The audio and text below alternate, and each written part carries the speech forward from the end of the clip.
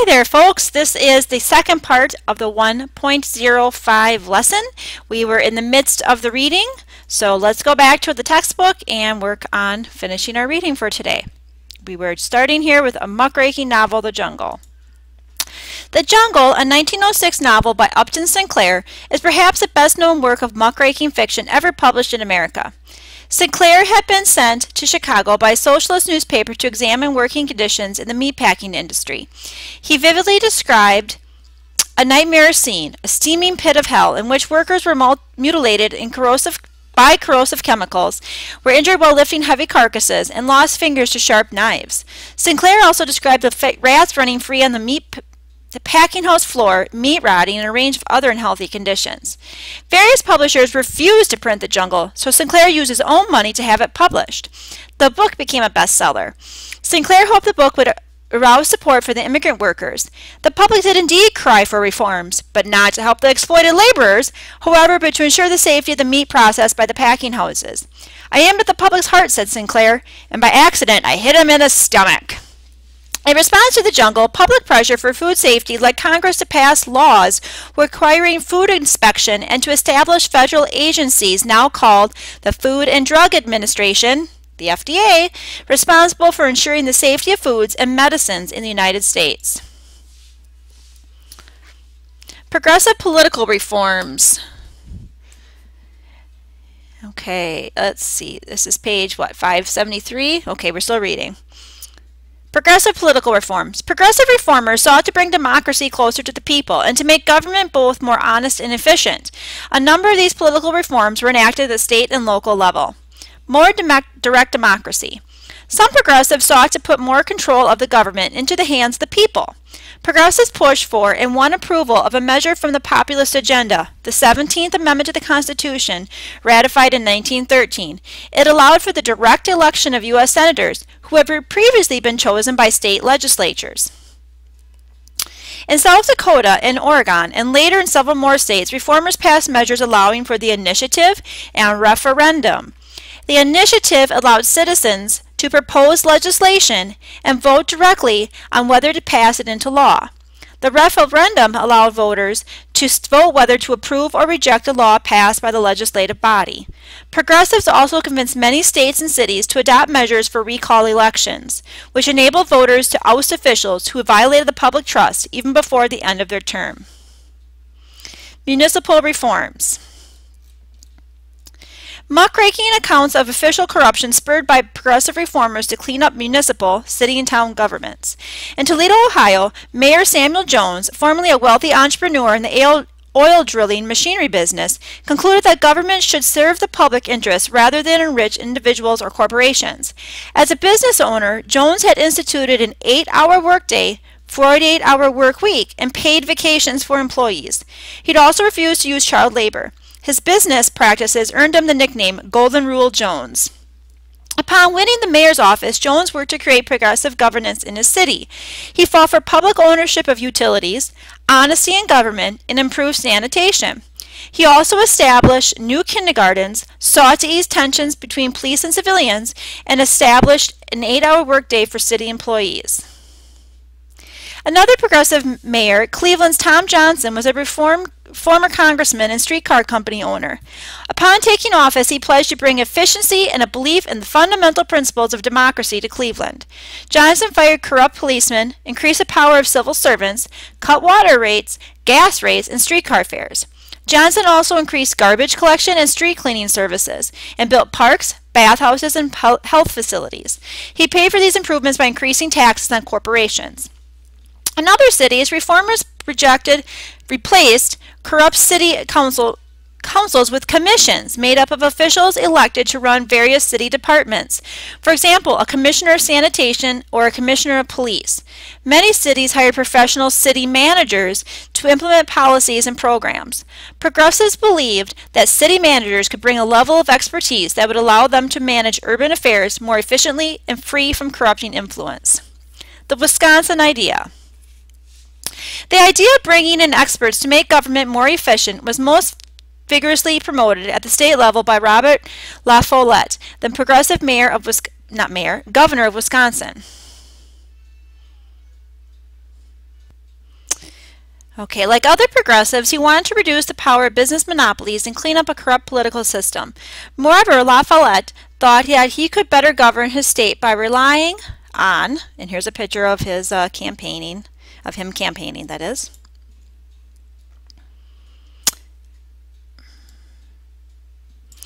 The advice of scientists and academic experts.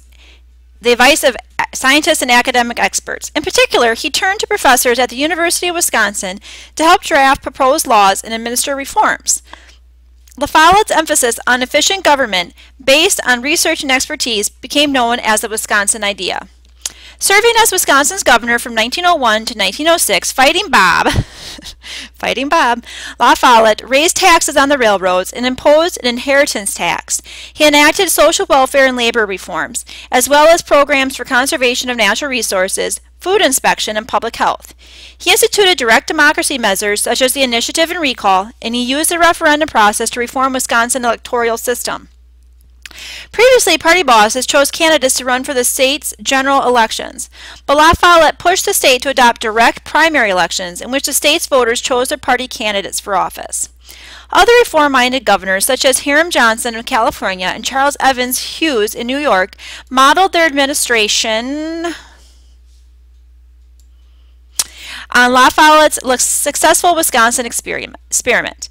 In a wide-ranging assault on political corruption, social injustice, and business exploitation, state governments became laboratories of reform and strengthened the national appeal of progressivism.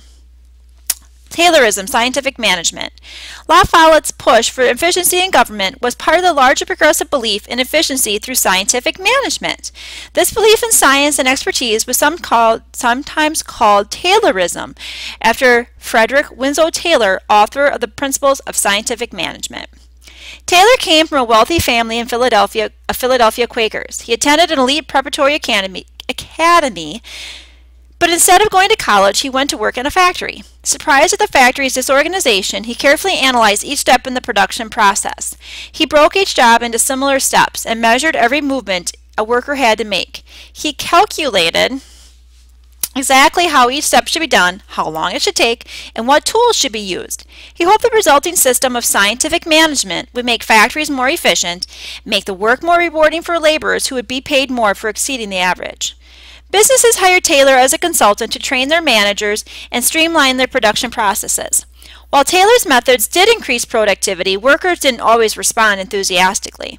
Most workers had their own ways of doing things and resented the intervention of white-collar experts.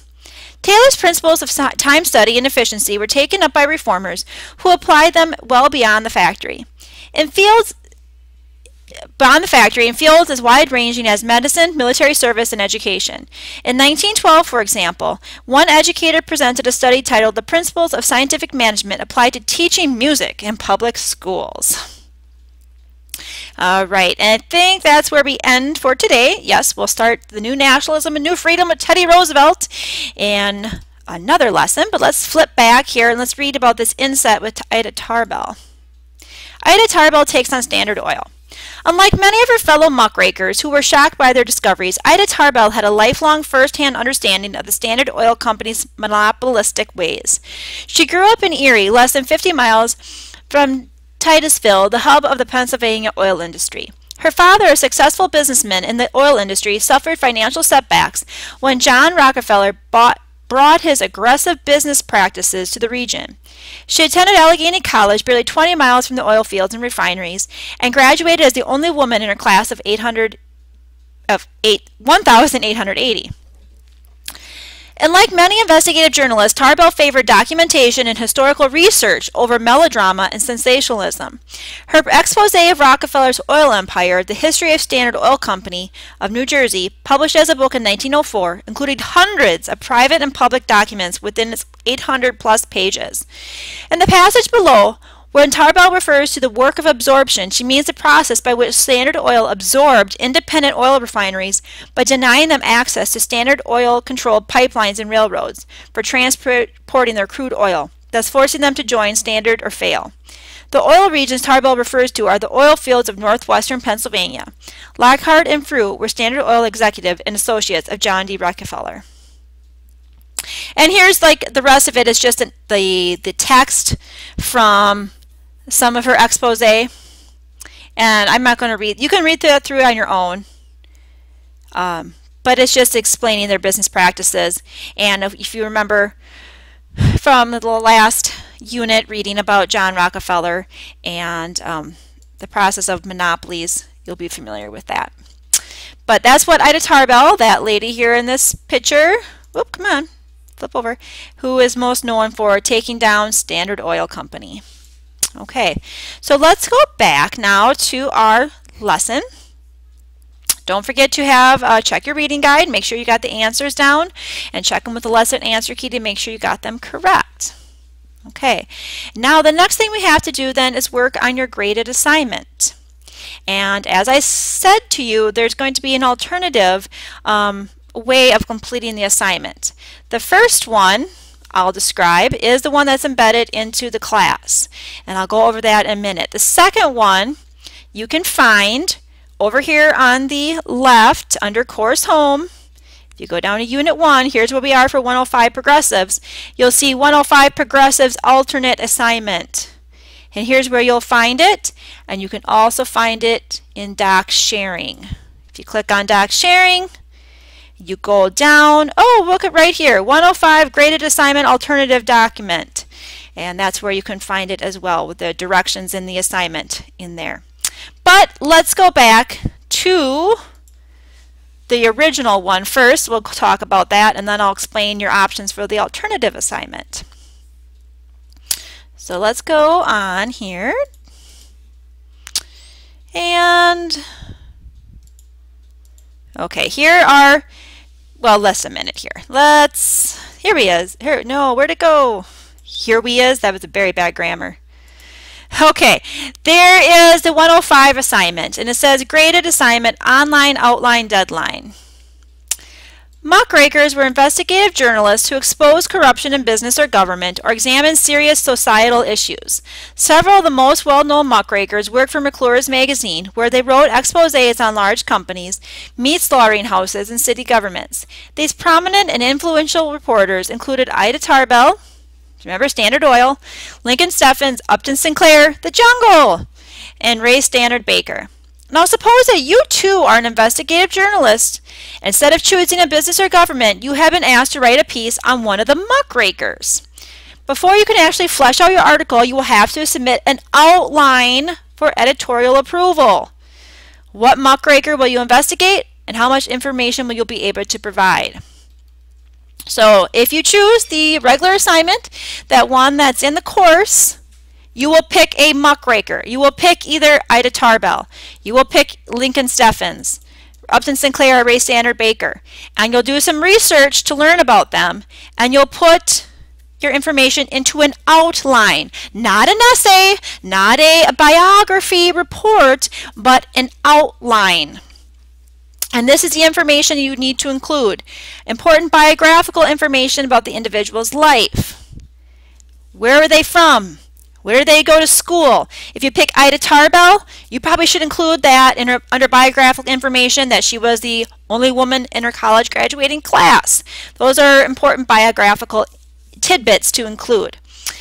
The other section of your outline should be specific examples of articles and books that were written by the individual. What businesses or government offices were targeted in the expose?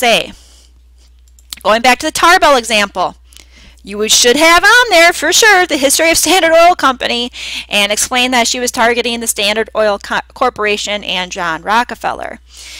Okay, that's just one example. You'd have more for Ida Tarbell if that's who you pick, but that's just the starting example. And then finally, the third part of your outline would be what reforms or changes took place as a result of the individual's writing.